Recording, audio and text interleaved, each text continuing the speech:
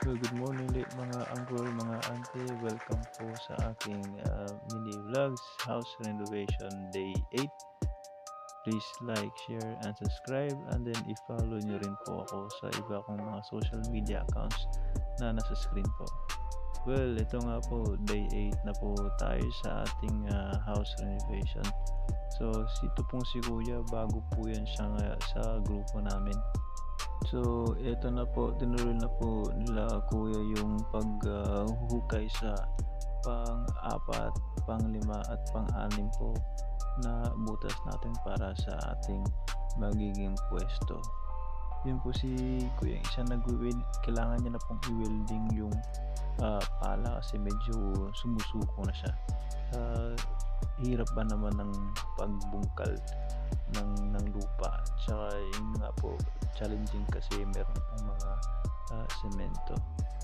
Well, nakakatuwa lang pong isip, gusto ko lang pong i-share sa inyo mga uncle auntie na dati lang po akong nakikitira dito sa Maynila every time na lumuluwas ako dito sa Maynila kasi galing nga po ako ng probinsya. Pero ngayon pang isipin na meron na po akong sariling maliit na kubo na tinitiran kasama ang aking pamilya dito po sa may parteng Cavite po. So ito po yung nakikita niya ngayon, yan po is katas ng aking pagiging OFW.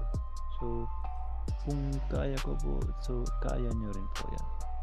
Kung hindi nyo po alam is medyo matagal-tagal na rin po akong isang OFW.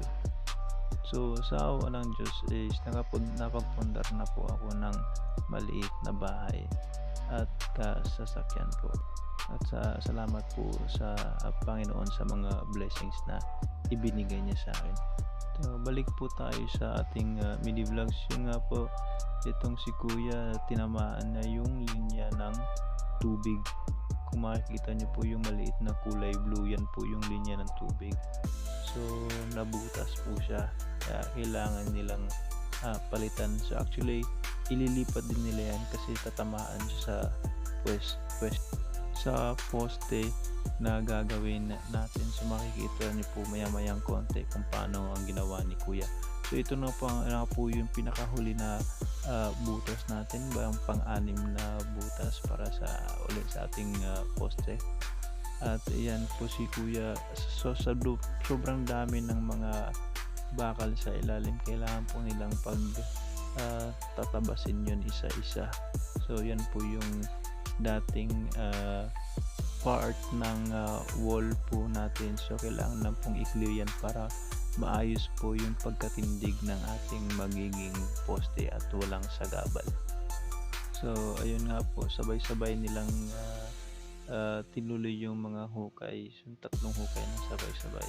Dito yung pinakamas mahirap na part kasi kailangan ni Kuya tibagin po yung semento na yan na nasa harap niya para sa magiging corner na poste. At ito na nga po yung ginawa ni Kuya po na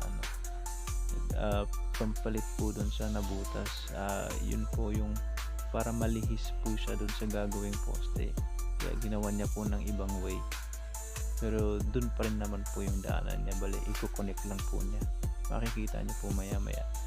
Hello ulit sa aking mga kapitbahay. Ang ganda ng mga bahay ng ating mga bahay talaga, mayayaman nila, sana all sila lang yung mayaman. Hello po, hello sa inyong lahat. Ayan nga po, sobrang excited po ako na makita po yung kabuuan or tapos na itong house renovation ko po. So sana po andyan lang po kayo para sumubaybay. Shout out nga din po sa kapitbahay namin na maintindihin ko. So dito na nga po nagtatapos yung ating mini vlogs house renovation day 8. Sana po ay subaybayan niyo po yung aking mga susunod na gagawin na vlog. So yan nga po pala yung paglalagay ng barya. So salamat po, see you again next time. God bless.